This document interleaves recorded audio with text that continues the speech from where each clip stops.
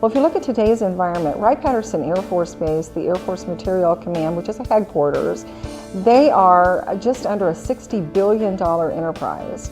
If you match that up to a Fortune 500 list, they would be a Fortune 35 company.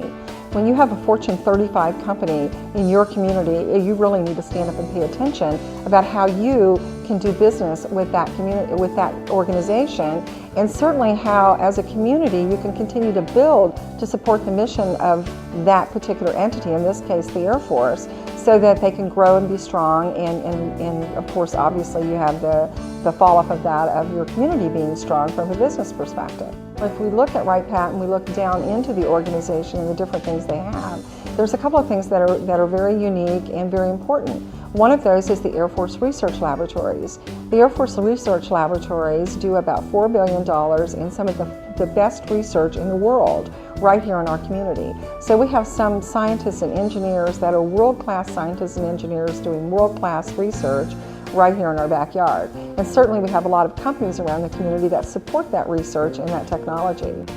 One more interesting fact for us to look at as we look at our community is right now, it's across the country, we have an aging workforce because all the baby boomers are starting to get older.